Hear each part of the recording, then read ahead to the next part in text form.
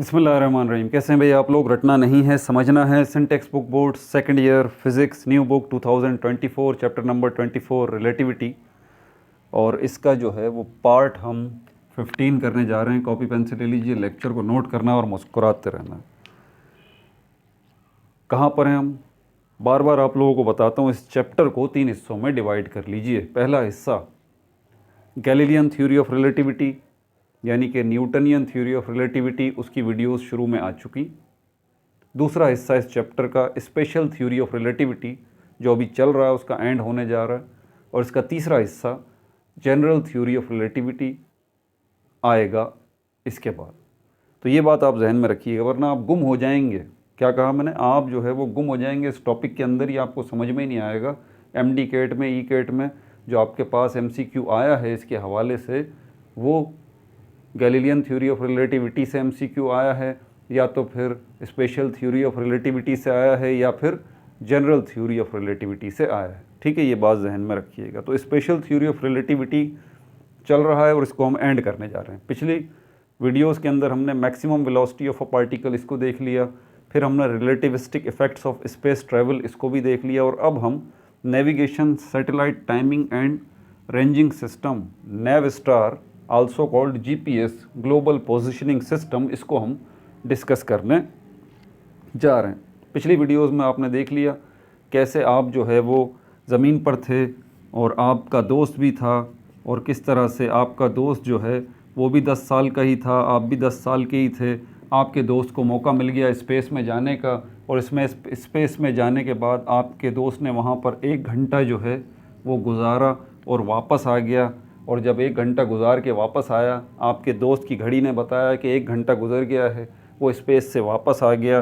तो आपको जो वो 10 साल का छोड़ के गया था, आप हो गए 90 साल के, आप बूढ़े हो गए। बिल्कुल आप हैरान रह गए कि ये क्या हो गया, मैं तो 1 ही घंटा गुजार के आया था स्पेस में, वापस आया तो मेरा दोस्त 10 साल से 90 साल का कैसे हो गया। प्रॉब्लम ये है भाई, टाइम डायलेशन। आप जो है स्पेस में 1 घंटा गुजार के आए हैं, आप अलग फ्रेम ऑफ रेफरेंस में थे, आप बहुत ज़्यादा स्पीड में थे, और आपका दोस्त जो है वो अलग फ्रेम ऑफ रेफरेंस में था, वो इतने स्पीड में नहीं था। आपकी घड़ी जो है आपके लिए वक्त जो है स्लो हो गया था, टाइम स्लो हो गया था, और आपके दोस्त का जो टाइम था वो तेज़ जा रहा था। ये वजह है। इस की कॉन्सेप्ट को आपने समझना ज़रूरी है। अब चलते हैं कि हम पिछली वीडियोस में डिस्कस कर चुके हैं, ठीक है ना, टाइम डायलेशन का जो कॉन्सेप्ट था। अब यहाँ पर ये जो हमारा टॉपिक है, इसमें भी कुछ इसी किस्म की बात है। इसको हम देखते हैं नेवस्टार। अब पूरा इसका तो नाम नहीं लिखूंगा यार, ये इतना बड़ा है, NAVSTAR, नेवस्टार सिस्टम। ठीक है ना, ये निज़ाम है जिसको उर्फ़ आम में हम क्या कहते हैं, GPS, ग्लोबल पोजिशनिंग सिस्टम। और इसका मकसद क्या है? इसका एक ही मकसद है, आप, ये हमारी अर्थ है, ठीक है, यहाँ पर आप कहाँ खड़े हुए हैं, आपकी पोजीशन बता सकता है ये निज़ाम, जिसको हम GPS कहते हैं, ग्लोबल पोजिशनिंग सिस्टम कहते हैं, नेवस्टार कहते हैं, navigation, satellite timing and ranging system कहते हैं। ये निज़ाम आपको ये बता देता है कि आप ज़मीन पर इस वक्त कहाँ पर मौजूद हैं, आपकी लोकेशन क्या है, आपके कोऑर्डिनेट्स क्या हैं, आपकी पोजीशन क्या है। ये निज़ाम आपको ये बता देता है। लेकिन कैसे बताता है? सैटेलाइट्स की मदद से। सैटेलाइट कुछ इस किस्म के होती हैं, ये मशीनें सैटेलाइट जिनको हम कहते हैं, और ये कहाँ होती हैं? ऊपर आसमान में, आपको अपनी आँख से नज़र नहीं आ सकती, बहुत बुलंदी पर होती हैं, बहुत ज़्यादा बुलंदी पर होती हैं, स्पेस में नहीं होती, बहुत ज़्यादा बुलंदी पर होती हैं। ये सैटेलाइट्स जो हैं वो कितनी होती हैं? ये सैटेलाइट्स जो हैं वो टोटल कितनी हैं जो ये काम कर रही हैं? और भी सैटेलाइट्स हैं जो ये काम कर रही हैं GPS का, ये 24 सैटेलाइट्स हैं, 24 सैटेलाइट्स हैं। और ये 24 की 24 सैटेलाइट्स जो हैं वो मिल के काम कर रही हैं, और क्या बना रही हैं? ये निज़ाम बना रही हैं जिसको हम कहते हैं नेवस्टार, यानी कि ग्लोबल पोजिशनिंग सिस्टम। और इसकी मदद से GPS ट्रैकिंग, आपकी लोकेशन ट्रैक हो जाती है कि ज़मीन पर इस वक्त आप कहाँ पर मौजूद हैं। लेकिन ये सब कुछ करने के लिए इन 24 सैटेलाइट्स को टाइम से वास्ता पड़ता है, टाइम डायलेशन से वास्ता पड़ता है, गड़बड़ हो जाती है इन 24 की 24 सैटेलाइट्स जो हैं इनको टाइम डायलेशन से वास्ता पड़ता है। आपकी अर्थ पे जो क्लॉक है और जो क्लॉक्स यहाँ पर लगी हुई हैं इन 24 की 24 सैटेलाइट्स के अंदर, ये क्लॉक्स जो हैं 24 क्लॉक्स ये स्लो चल रही हैं आपकी अर्थ पर मौजूद क्लॉक के मुकाबले में। आप तो अर्थ पर बैठकर ये सारा निज़ाम चला रहे हैं ना, तो ये 24 सैटेलाइट्स हैं, इनमें जो क्लॉक्स लगी हैं वो स्लो क्यों चल रही हैं और आपकी जो है वो क्लॉक जो है वो फास्ट क्यों चल रही है? स्पीड स्पीड स्पीड स्पीड, इसी पे तो हम बात कर रहे हैं अभी तक। रिलेटिविटी में ये स्पीड ही तो है जिसने सारा मामला ख़राब किया हुआ है। उसकी वजह क्या है? उसकी वजह इन सैटेलाइट्स की बहुत ज़्यादा स्पीड है। कितनी स्पीड है? 11,000 किलोमीटर पर आवर लगभग अप्रोक्सीमेटली इन 24 सैटेलाइट्स की जिस स्पीड से ये घूम रही हैं, ये बहुत ज़्यादा स्पीड है जिसकी वजह से यहाँ पर मौजूद इन सैटेलाइट्स पे मौजूद क्लॉक्स जो हैं वो स्लो चलती हैं और ज़मीन पर मौजूद जो क्लॉक्स हैं वो थोड़ी सी फास्ट चलती हैं। आसान सी मिसाल दे के इसको मैं समझा सकता हूँ इस तरह कि आप ज़मीन पर मौजूद हैं, आपकी घड़ी के अंदर जो है वो 10 बजे हैं, आपका दोस्त है उसकी घड़ी के अंदर भी 10 ही बजे हैं। ये आपका दोस्त जो है वो जाके एक सैटेलाइट में इसमें बैठ जाता है, ये दोस्त आपका, और जब बैठता है जिस वक्त तो आप आपस में राब्ता रखते हैं। आप जो है वो बोलते हैं कि भाई मेरी घड़ी में 10 बजे हैं, और आपका दोस्त जो अब इस सैटेलाइट में जाके बैठ गया है वो भी क्या बताता है कि इसकी घड़ी में भी 10 बजे हैं। दोनों अपनी घड़ियों को देख रहे होते हैं। इसकी घड़ी में अब टाइम हो जाता है 10:05। मिसाल देके समझा रहा हूँ। इसकी जो ज़मीन पर मौजूद है इसकी घड़ी क्या बता रही है? 10:05। जब इसकी घड़ी 10:05 बता रही है, उसी वक्त ये अपने इस दोस्त से जो कि सैटेलाइट में बैठा हुआ है उससे पूछता है, ये अपने इस दोस्त से जो सैटेलाइट में बैठा हुआ है उससे पूछता है कि भाई सेम टाइम पे हमने राब्ता किया था, तुम्हारी घड़ी जब तुम इस सैटेलाइट में बैठे 10 बजा रही थी, मेरी घड़ी भी 10 बजा रही थी, मेरी घड़ी 10:05 बजा रही है, तुम ज़रा देखो तुम्हारी घड़ी क्या बजा रही है। तो ये बताएगा मिसाल के तौर पर मेरी घड़ी 10:04 बता रही है। फ़र्क पड़ गया ना 1 मिनट का, 1 मिनट का फ़र्क पड़ गया। क्यों? क्योंकि ये सैटेलाइट में जो बैठा है बंदा, मिसाल के तौर पर सैटेलाइट में तो नहीं बैठा हुआ, खैर समझाने के लिए, सैटेलाइट में जो बैठा हुआ है या यहाँ जो घड़ी लगी हुई है उसका टाइम स्लो है। वजह सैटेलाइट की स्पीड बहुत ज़्यादा है, 11,000 किलोमीटर पर आवर।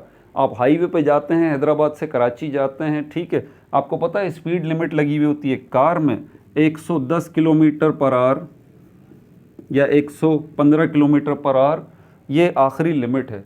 अगर आपकी गाड़ी की रफ्तार 110 किलोमीटर पर आवर से बढ़ जाती है या 115 किलोमीटर, एग्जैक्ट मुझे अभी याद नहीं है, तो क्या होता है, आपका चालान हो जाता है। फ़ौरन नेशनल हाईवे वाले, उनकी गाड़ी आएगी, उनकी स्पीड गन है, वो आपको पकड़ लेगी, कहीं ना कहीं आपको रोक लेंगे, बोलेंगे भाई ओवर स्पीडिंग। अब सोचिए ज़रा 110 किलोमीटर पर आवर, सोचिए ज़रा 110 किलोमीटर पर आवर जो है वो बड़ी रफ्तार है। इसका मतलब है हाईवे पे कि 110 किलोमीटर पर आवर से ज़्यादा आपकी स्पीड हो जाती है या यही स्पीड हो जाती है आपकी कार की, आपका चालान हो जाता है। क्यों? ये तो बहुत ज़्यादा स्पीड है भाई, है ना। अब 110 किलोमीटर पर आवर को ज़रा कंपेयर करें 11,000 किलोमीटर पर आवर। अल्लाह की पनाह, क्या रफ्तार होगी इन सैटेलाइट्स की, इन 24 सैटेलाइट्स की। ये रफ्तार है, ये वेलोसिटी है, ये स्पीड है जो कि डिस्टर्बेंस क्रिएट कर रही है। समझ में आ रही है बात आपको? आगे बढ़ने से पहले सारे सेटअप को समझते हैं, इसके नोट्स भी लेंगे, ठीक है। और इसके बाद आगे इसमें 3 एग्जाम्पल्स भी हैं, 24.1, 24.2 और 24.3। ये 3 एग्जाम्पल्स जो हैं इन 4 इक्वेशंस से रिलेटेड हैं। टाइम डायलेशन, लेंथ कॉन्ट्रैक्शन, मास वेरिएशन और मास एनर्जी रिलेशनशिप, इसी से रिलेटेड ये 3 एग्जाम्पल्स हैं। इनको अगली वीडियो में करेंगे और इस तरह हमारा स्पेशल थ्योरी ऑफ रिलेटिविटी का टॉपिक तमाम हो जाएगा। फिर हम जनरल थ्योरी ऑफ रिलेटिविटी को डिस्कस करेंगे। बहरहाल आगे बढ़ने से पहले हमेशा मैं नए आने वाले बच्चों को ये बात बताता हूँ कि भाई पिछला पार्ट अगर नहीं देखा तो ऊपर देखें, पिछले पार्ट का लिंक यहाँ शो हो गया होगा। और अगला पार्ट अगर आपको देखना है तो इसी स्क्रीन पर आपको इसी वीडियो के लास्ट में लिंक मिल जाएगा अगले पार्ट का। और पिछली सारी वीडियोस देखनी है तो फिर आप प्ले लिस्ट में चले जाइए।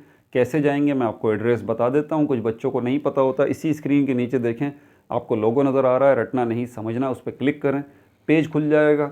वहाँ देखें प्लेलिस्ट का ऑप्शन है, उस पर क्लिक करें, प्लेलिस्ट आपके सामने आ जाएंगी सारी की सारी। 12 फिज़िक्स की प्लेलिस्ट में चले जाइए, पिछली सारी वीडियोस वहाँ मौजूद हैं। चैप्टर नंबर 15, 16, 17, 18, 19, 20, 21, 22, 23, 24 अभी तक की सारी वीडियोस। इसके अलावा केमिस्ट्री 12 केमिस्ट्री न्यू बुक, पूरे के पूरे 13 चैप्टर कंप्लीट बुक बना के मैं ऑलरेडी अपलोड कर चुका हूँ। 12 केमिस्ट्री की प्लेलिस्ट में चले जाइए तो वहाँ पर आपको केमिस्ट्री 12 केमिस्ट्री न्यू बुक के पूरे 13 चैप्टर्स 13 चैप्टर्स में बना के ऑलरेडी अपलोड कर चुका हूँ। सारी वीडियोस आपको मिल जाएंगी 12 केमिस्ट्री की प्लेलिस्ट के अंदर। प्लस वहाँ पर आपका एक बहुत बड़ा मसले का हल मौजूद है जो कि मैं बार बार बताता हूँ ख़ास तौर पर, और वो है ऑर्गेनिक नोमेनक्लेचर, IUPAC सिस्टम और कॉमन सिस्टम। है ना, सर पे बज रहा है ना, आपके सर पे बज रहा है, उसका क्या करें सर, क्या करें भाई, इसकी प्रैक्टिस प्रैक्टिस प्रैक्टिस प्रैक्टिस, बस test test test test attempt करें बार बार। कैसे करें, वीडियो मौजूद है उसी प्लेलिस्ट के अंदर, देखें आपको वीडियो मिल जाएगी। क्या नाम है उस वीडियो का, उसका नाम प्रैक्टिस टेस्ट के नाम से है या ग्रैंड टेस्ट के नाम से वो वीडियो मौजूद है। लगभग 1.5 से 2 घंटे की वीडियो है, ठीक है। और उसके अंदर सारे ऑर्गेनिक नोमेनक्लेचर मैंने एक ही वीडियो में इकट्ठे कर दी,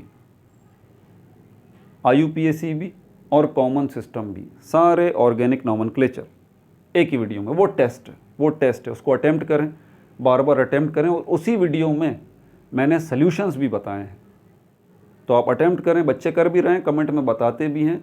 बार बार इस वीडियो को देखें, बार बार उस टेस्ट को अटेम्प्ट करें, अपने आप को इवेल्युएट करें। प्रैक्टिस जितनी अच्छी होगी ऑर्गेनिक नोमेनक्लेचर को आप चुटकियों में उड़ा देंगे, ठीक है। इन ऑर्गेनिक नोमेनक्लेचर की वीडियो अलग है, उसी प्लेलिस्ट में मिल जाएगी। इसके अलावा 11th केमिस्ट्री कंप्लीट बुक बना के वो भी मैं अपलोड कर चुका हूँ। आप देखें 11th केमिस्ट्री की भी आपको प्लेलिस्ट जो है वो मिल जाएगी, पूरे के पूरे 12 चैप्टर्स 11th केमिस्ट्री के। इसके अलावा मैट्रिक पाकिस्तान स्टडी वो जो है वो भी चल रही है, चैप्टर नंबर 5 पे हम आ गए हैं। इसके अलावा मैट्रिक बायोलॉजी की भी प्लेलिस्ट आपको मिल जाएगी, मैट्रिक केमिस्ट्री की भी प्लेलिस्ट आपको मिल जाएगी, और भी बहुत सारी प्लेलिस्ट हैं, ठीक है भाई। अब इसकी तरफ आ जाते हैं। सेंट्रल आइडिया आपको मिल गया यहाँ पर। तो अब यहाँ पर अब इसी को हम ज़रा आगे बढ़ाते हैं। अब इसका हल क्या करेंगे, देखें आप यहाँ पे ज़मीन पे बैठे हैं, ठीक है। आपका दोस्त यहाँ से कहाँ चला गया, इस सैटेलाइट में बैठा हुआ है। अब आपको क्लियरली पता लग रहा है कि यार 1 मिनट का फ़र्क आ रहा है, यहाँ स्लो है घड़ी तो 1 मिनट का फ़र्क है, यहाँ जो है वो घड़ी फास्ट चल रही है तो ये 1 मिनट आगे चल रही है। अब कॉमन सेंस क्या कहता है, ध्यान से मेरी बात सुनिएगा, इसी मेरी बात में सारे मसले का हल मौजूद है। आगे जो मैं इक्वेशन बताऊंगा ना आपको, वो भी आपको क्लियरली समझ में आएगी, और प्रॉब्लम्स भी आप इसकी कर सकते हैं, फिर MCQs भी कर सकते हैं, ट्रिकी क्वेश्चन, शॉर्ट क्वेश्चन सब कर सकते हैं। मेरी इस बात को अगर आपने ध्यान से सुना तो समझ में आ जाएगा। अब यहाँ मैं आपसे पूछता हूँ डिफरेंस क्या आ रहा है। पहली बात आप बोलेंगे सर 1 मिनट का डिफरेंस है, 1 मिनट का डिफरेंस आ रहा है, ठीक है। अब जब आपसे समझिएगा ज़रा, आपसे जब यहाँ का टाइम पूछा जाता है सैटेलाइट का, यहाँ का टाइम पूछा जाता है सैटेलाइट का, तो सैटेलाइट में तो कोई भी नहीं है।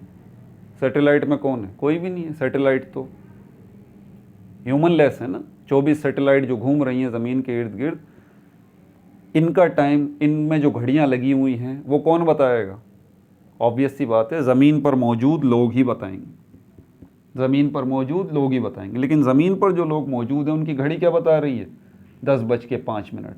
यहाँ पर कितना फ़र्क आ रहा है, 10:04, 1 मिनट का फ़र्क आ रहा है। अब ज़मीन पर ये बंदा है, इससे जब पूछा जाता है, ठीक है, कि भाई हमारी सैटेलाइट पर टाइम कितना हुआ है, क्या ज़मीन पर जो ये मौजूद बंदा है इससे पूछा जाता है कि भाई हमारी जो सैटेलाइट है इस पर टाइम, हमारी सैटेलाइट पर टाइम इस वक्त क्या हुआ है, तो ये क्या करेगा, ये अपनी घड़ी देखेगा, अपनी घड़ी देखेगा।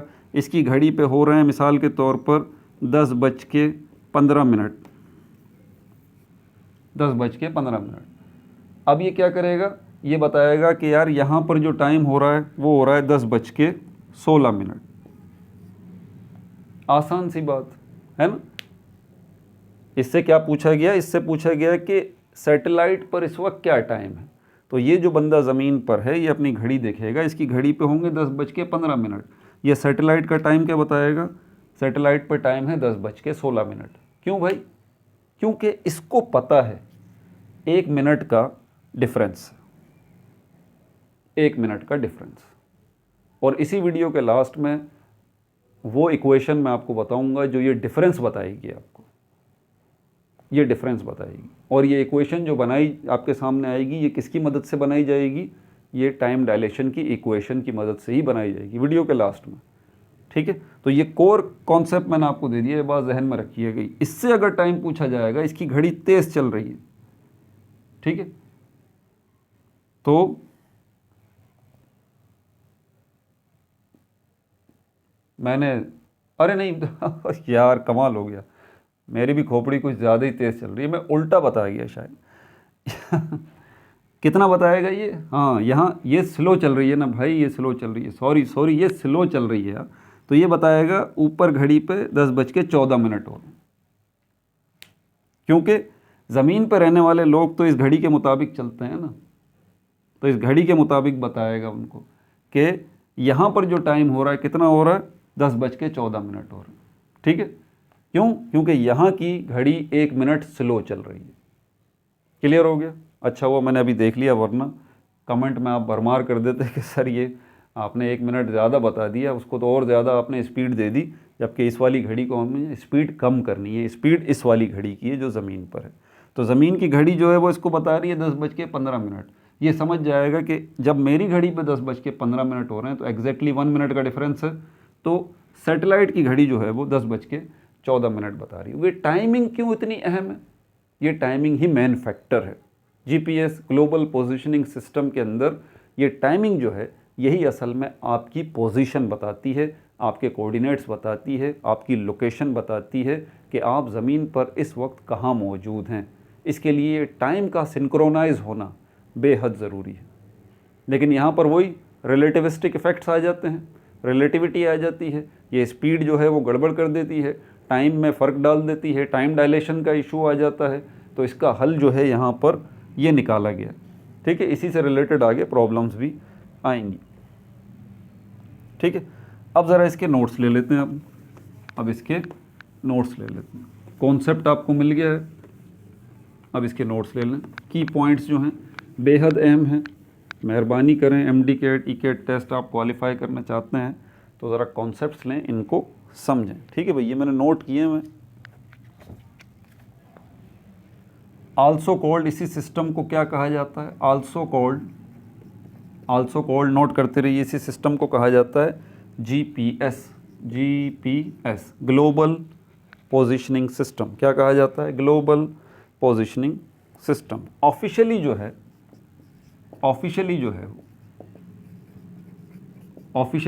जैसे हमारे पाकिस्तान का नाम क्या है, पाकिस्तान, लेकिन जब आपसे पूछा जाए भाई ऑफिशियल नेम क्या है, सरकारी नाम क्या है, तो आप बोलेंगे इस्लामिक रिपब्लिक ऑफ पाकिस्तान। आपको पता होना चाहिए आपके मुल्क का नाम इस्लामिक रिपब्लिक ऑफ पाकिस्तान है, ऑफिशियल नेम। ठीक है, तो ये तो जीपीएस हम इसको वैसे ही नाम दे रखा है, एक प्यार में कहते हैं ना जैसे जीपीएस ग्लोबल पोजीशनिंग सिस्टम, लेकिन इसका ऑफिशियल नेम जो है, ऑफिशियली इसको क्या कहा जाता है, नेव स्टार इन शॉर्ट, और navigation satellite timing and ranging system. ठीक है भाई, क्या है ये। अब आपसे पूछा जाए कि भाई ये है क्या, तो आप बताएं कि यार ये नेटवर्क है 24 सैटेलाइट्स का जो कि हमारी अर्थ के गिर्द ऑर्बिट कर रही हैं। ये क्या है, ये नेटवर्क है, नेटवर्क ऑफ 24 सैटेलाइट्स ऑर्बिटिंग का मतलब होता है सर्किल में घूमना, दायरे में घूमना, ज़मीन के गिर्द चक्कर लगाना, ऑर्बिटिंग अर्थ। और ये ऑर्बिटिंग अर्थ ये अर्थ को ऑर्बिट कर रही हैं। ठीक है भाई, फंक्शन, ठीक है भाई, समझ गए। आपसे सवाल किया जाता है नेविस्टार सिस्टम क्या है, आप बोलेंगे इसको जीपीएस भी कहा जाता है, इसको ऑफिशियली नेविस्टार भी कहा जाता है।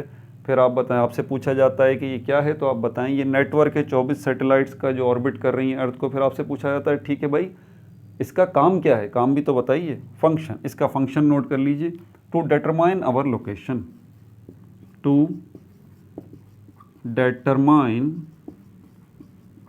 आवर लोकेशन, इसकी मदद से आपकी लोकेशन जो है वो डिटरमाइन होती है। कोर प्रिंसिपल्स ऑफ नेविस्टार सिस्टम, ये हेडिंग डाल लीजिए, कोर प्रिंसिपल्स, ख़ास उसूल जो हैं, core principles of नेविस्टार system. Core principles क्या हैं, कौन कौन से ख़ास उसूल हैं जिसके तहत ये नेविस्टार सिस्टम काम करता है। तो ये कौन कौन से हैं कोर प्रिंसिपल्स, मतलब ख़ास इसमें क्या करना है, to synchronise clocks on the satellites, to synchronised clocks on the satellite, on the satellite, satellite पे जो क्लॉक्स हैं उनको सिंक्रोनाइज्ड करना। सिंक्रोनाइज्ड वर्ड का क्या मतलब होता है, सिंक्रोनाइज्ड का मतलब होता है एट द सेम टाइम, यकसां, एक ज़माना, एक वक्त, वक्त को बराबर बराबर करना। जो ज़मीन पर वक्त है और जो सैटेलाइट में क्लॉक्स लगी हुई हैं उनका जो वक्त है उसको सिंक्रोनाइज करना, एक ही जैसा वक्त करना उनका, ये ज़रूरी है। क्यों? क्योंकि जब तक उनका वक्त एक जैसा नहीं होगा तो क्या होगा, आप ज़मीन पर अपनी लोकेशन नहीं बता सकते, आपकी लोकेशन बताना फिर इतना आसान नहीं होगा, ये बहुत ज़्यादा ज़रूरी है। तो कोर प्रिंसिपल्स ऑफ नेविस्टार सिस्टम क्या है, to synchronise clocks on the satellite, satellite के ऊपर जो क्लॉक्स हैं उनको सिंक्रोनाइज्ड करना। मीन्स क्या मतलब है इसका, मीन्स फिर अगला सवाल आपसे पूछ लिया जाता है भाई मीन्स इसका मतलब क्या है। आप बोल रहे हैं ticking of clocks must be accurate, ticking of clocks must be accurate. घड़ी की टिक टिक होती है ना, देखा है ना, घड़ी की टिक टिक होती है सेकंडों वाली, टिक टिक टिक। तो ये जो घड़ी की टिक टिक है, ये टिकिंग जो है ये क्या है, ticking of clocks must be accurate. तो ये 24 घड़ियाँ जो लगी हुई हैं इनकी जो टिक टिक हो रही है ये सिंक्रोनाइज्ड होनी चाहिए। ज़मीन पर घड़ी हुई, ज़मीन पर मौजूद जो घड़ी है, जो क्लॉक है, उसकी टिक टिक से। समझ में आ रही बात आपको, ticking of clocks must be accurate. तो ये जो टिकिंग ऑफ क्लॉक्स है ये एक्यूरेट होना चाहिए। इस सिंक्रोनाइज क्लॉक्स का मतलब ये है, ठीक है भाई। But due to relativistic effects it's not so simple, but लेकिन अब ये बात तो समझ में आ गई कि हमें ticking of clocks must be accurate, कि वो एक्यूरेट होनी चाहिए, बिल्कुल ठीक ठीक होनी चाहिए। बट लेकिन क्या है, relativistic effect due to, but due to relativistic effects, due to relativistic effects, due to relativistic effects, comma, it's not so simple, ये इतना आसान नहीं है, it's not so simple, ये इतना आसान नहीं है, ये सिंक्रोनाइजेशन इतनी आसान नहीं है, क्योंकि रिलेटिविस्टिक इफेक्ट्स हैं ना, टाइम डिलेशन वगैरह। ठीक है भाई, बाकी ऊपर लिखूं,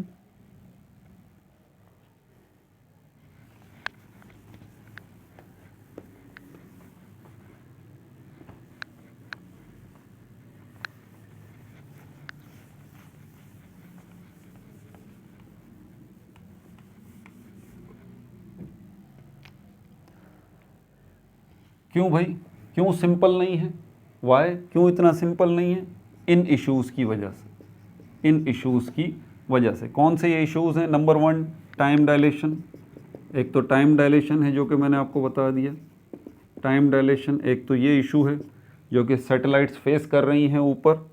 दूसरा इशू जो है वो ग्रेविटी का है, दूसरा इशू जो है वो ग्रेविटी का है। जी, ग्रेविटी भी एक इशू यहाँ पर क्रिएट कर रही है। लेकिन ग्रेविटी जो इशू क्रिएट कर रही है इसको अभी फ़िलहाल मैं इतना डिस्कस नहीं करूँगा, क्योंकि ये ग्रेविटी वाला टॉपिक जो है हमारे आगे आने वाले part general theory of relativity से रिलेटेड है, तो सही तरह से इसके ऊपर वहाँ बात होगी। ठीक है, तो बहरहाल ये इश्यूज़ कौन कौन से हैं भाई, जिसकी वजह से इतना सिंपल नहीं ये है। अब नंबर 1 यहाँ पर हम टाइम डायलेशन को देख लेते हैं। टाइम डायलेशन जो है वो क्यों डिस्टर्ब कर रहा है? Clocks run slightly slower than earth's clock, ये इशू है। Clocks on satellites run slightly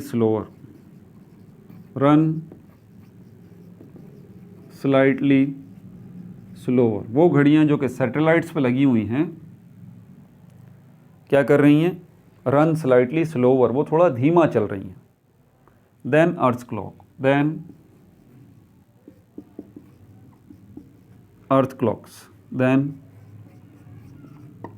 clocks. अगला पॉइंट यहीं से, वाई, क्यों भाई ऐसा क्यों हो रहा है? बिकॉज ऑफ देयर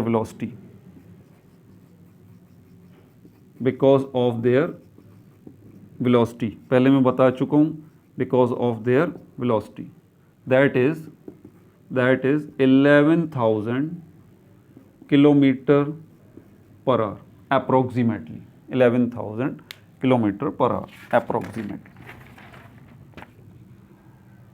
अब ग्रेविटी को भी यहाँ देख लेते हैं, जो पॉइंट यहाँ पर है। ठीक है, ग्रेविटी के हवाले से क्या बात है?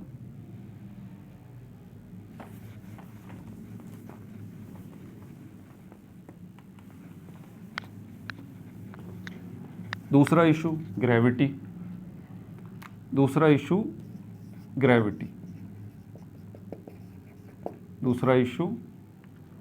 Gravity.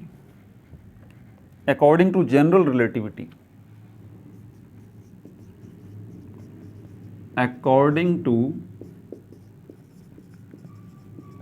General theory of relativity, क्योंकि जनरल थ्योरी ऑफ रिलेटिविटी जो हम आगे आने वाली वीडियोस में डिस्कस करेंगे ना, उसका कोर इशू ही ग्रेविटी है असल में। जनरल थ्योरी ऑफ रिलेटिविटी ने ग्रेविटी को एक अलग ही मीनिंग दी है। ठीक है, ये भी अल्बर्ट आइंस्टाइन साहब का कारनामा है। According to general relativity, gravitational force slows down their speed।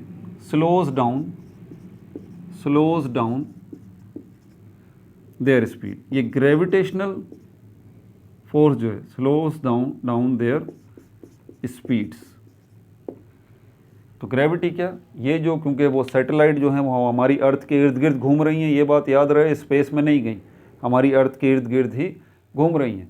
तो जो ग्रेविटी है, जो हमारी अर्थ ग्रेविटी लगा रही है, जो हमारी अर्थ फोर्स ऑफ ग्रेविटी लगा रही है, जो हमारी अर्थ ग्रेविटेशनल फोर्स लगा रही है, उन सैटेलाइट्स के ऊपर इससे भी फ़र्क पड़ रहा है क्लॉक्स की टाइमिंग के ऊपर। ठीक है भाई, ये भी slows down there speed, in clocks की स्पीड को स्लो डाउन कर रही है। अब इसके सोल्यूशन की तरफ चलते हैं। Solutions,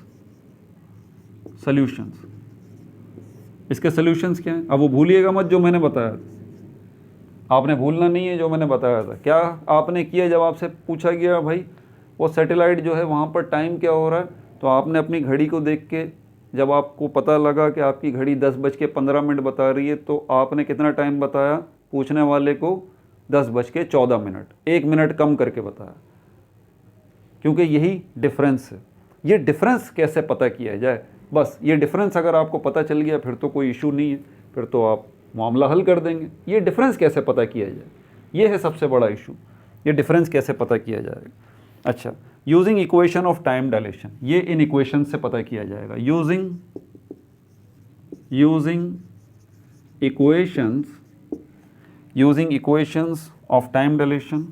equations of time dilation,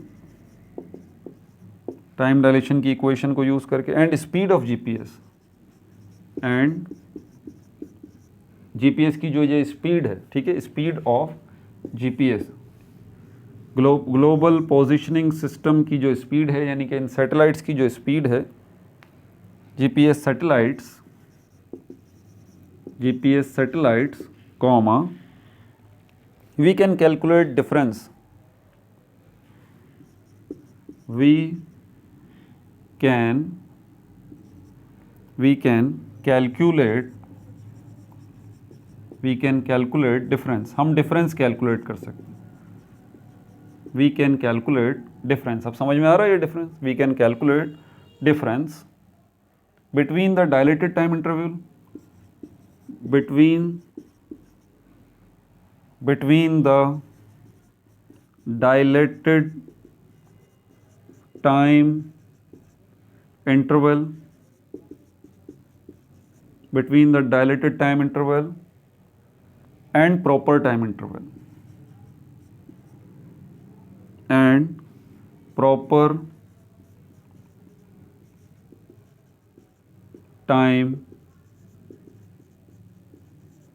interval, and compare the result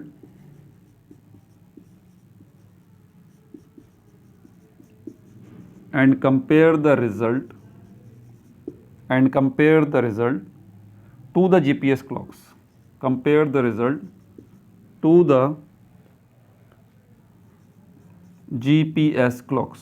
ये जो मैंने स्टेटमेंट लिखी है ना, सोल्यूशन जो मैंने लिखा है, ये कोर एरिया है अभी तक की सारी डिस्कशन का। इसको ध्यान से इन पॉइंट्स को नोट कर लें। अभी मैं समझा देता हूँ क्या है, ये बता रहा है। इसका हल क्या करेंगे?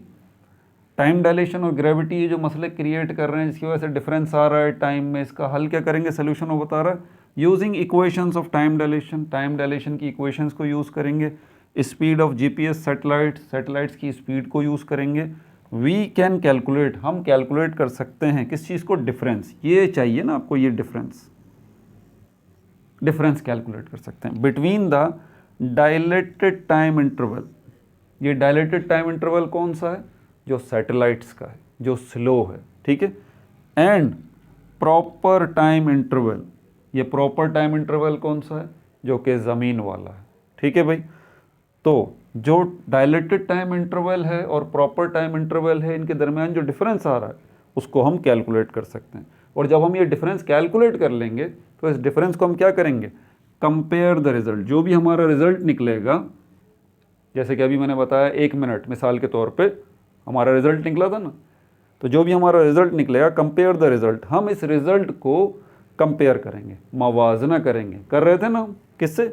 टू द जीपीएस क्लॉक्स के साथ, जैसे हमने किया था। क्या डिफरेंस निकला था? 10:15, 10:14 डिफरेंस निकाला और कंपेयर किया इस रिजल्ट को 1 मिनट को, ठीक है, जीपीएस क्लॉक्स के साथ।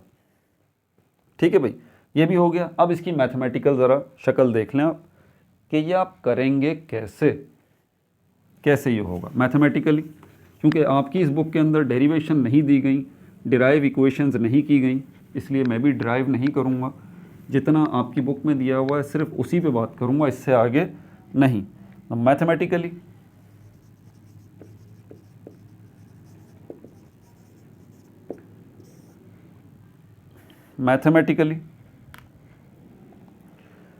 ये आएगा आप delta T minus delta T naught divided by delta T naught, ये बराबर होगा 1/√1 minus V square upon C square minus 1 के,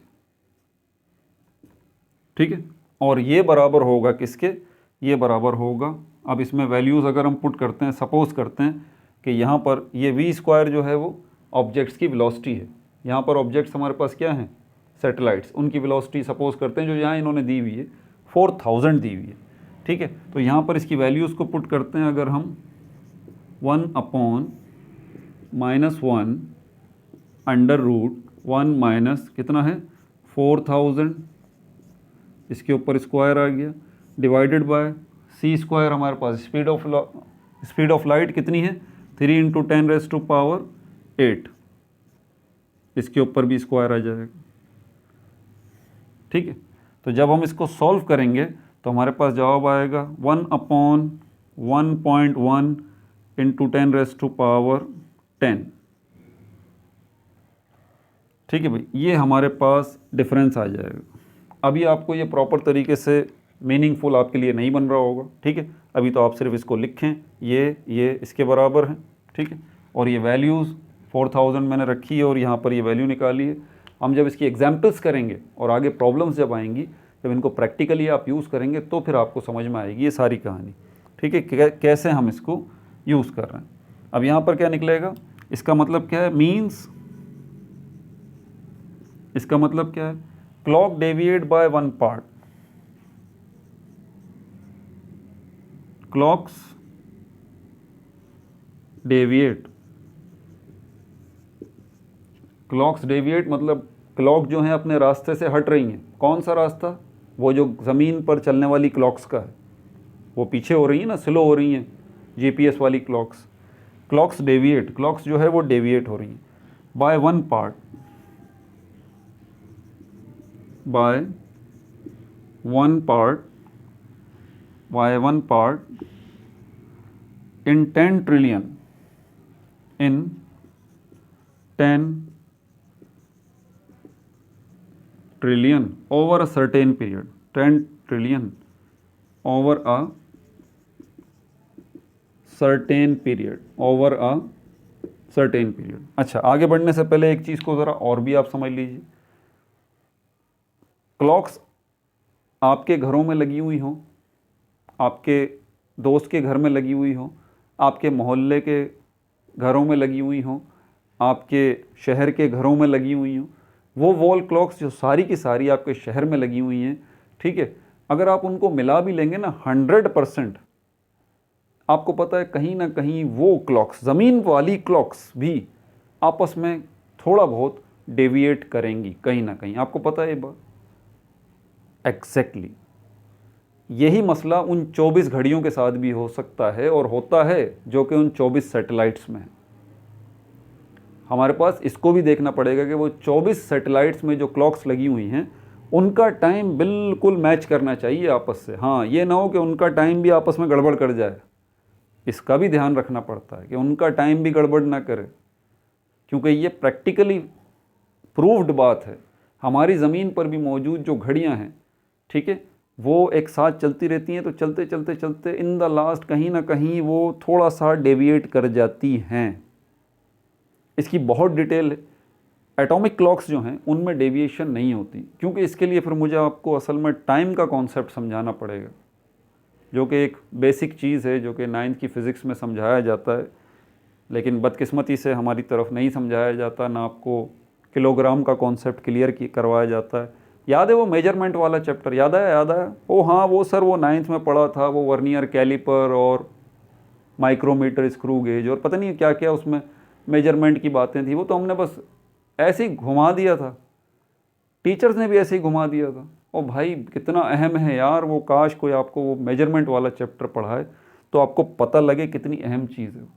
तो टाइम का कॉन्सेप्ट, ये जो डेविएशन की बात की जा रही है ना अभी यहाँ पर, रियली सॉरी मैं इसको नहीं समझा सकता, ठीक है। जिन्होंने, बहुत मुश्किल है आप में से शायद ही किसी को ये बात समझ में आएगी मेरी, और ना इतना वक्त है अभी, इसके लिए तो अलग से वीडियो बनानी पड़ेगी। बहरहाल, तो वो जो 24 घड़ियाँ हैं उनका टाइम भी स्लाइटली डेविएट कर सकता है आगे चल के, 10 सालों में, 15 सालों में, 50 सालों में, 100 सालों में डेविएट कर सकता है। तो उस डेविएशन, वो कितना डेविएट हो सकते हैं ये बता रहा है कि ये जो हमें बता रहा है यहाँ पर, यहाँ तो हमें ये मैथमेटिकली हम इसको निकाल रहे हैं ना, उनका डेविएशन क्लॉक्स का, तो ये बता रहा है कि डेविएट कर सकता है 1 part in 10 trillion over a certain period. ठीक है भाई, इसका क्या मतलब है, इसका मतलब भी ऊपर लिखवाता हूँ आपको, फिलहाल आप लिख लीजिए, ठीक है ना। मीन्स, इसका क्या मतलब है, means clock's time keeping is extremely precise, means clocks time keeping, वो जो clocks लगी हुई हैं, ठीक है, उनकी टाइम कीपिंग को बहुत ज़बरदस्त रखा गया है, उनकी घड़ियों को बहुत ज़्यादा ज़बरदस्त रखा गया है कि उन घड़ियों में, 24 घड़ियों के टाइम में डेविएशन ना हो, और हो वो तो होगी, ये बात तय है, 100% होती है, कितना भी कर लें आप। एटॉमिक क्लॉक्स को अगर आप लें, उनके अंदर भी ये मसला कहीं ना कहीं सालों में जाके कहीं ना कहीं प्रॉब्लम होगा, गड़बड़ करेगा। ठीक है, तो यहाँ जो है मीन्स क्लॉक्स टाइम कीपिंग जो है यहाँ पर हमारे पास is extremely precise, is extremely precise.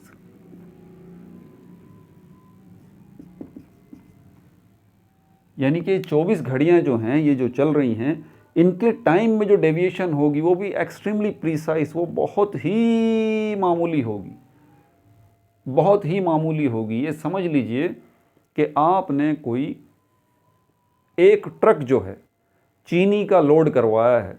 चीनी किससे मिलके बनती है? चीनी के दानों से मिलके बनती है ना। ठीक है, एक पूरा ट्रक आपने जो लोड करवाया, उसका जो आपने वज़न किया है, तो ऐसे एक ट्रक के अंदर शायद एक दाना, एक ग्रेन शुगर का शायद वो वेरिएट कर जाए। यानी कि ऐसे ही अगर 2 ट्रक हैं जिनमें आपने चीनी लोड करवाई है, 3 ट्रक हैं, 4 ट्रक हैं, ठीक है, तो इनके अंदर जो और एग्जैक्ट अमाउंट आपने जो है ना वो चीनी का लोड करवाया, 10 टन आप ले लें, 10 टन चीनी एक ट्रक में है, दूसरे ट्रक में भी 10 टन है, तीसरे ट्रक में भी 10 टन है, तो जो डेविएशन होगी 100% 10 टन नहीं होगी। सारे ट्रक्स में कहीं ना कहीं एक दाने की वेरिएशन लाजमी होगी, या तो एक दाना ऊपर हो जाएगा या एक दाना नीचे हो जाएगा, 100% पूरी 10 टन नहीं होगी। यही बात यहाँ पर समझाई जा रही है कि 24 घड़ियाँ जो हैं इनकी टिक टिक टिक में भी प्रीसाइज जो है ना वो इनएक्यूरेसी होगी। लेकिन ये इनएक्यूरेसी जो है ये बहुत ही मामूली है, इतना ज़्यादा फर्क नहीं है। ठीक है, तो यही बता रहा है means clocks time keeping is extremely precise with an error, और कितना एरर है इसके अंदर? With an error margin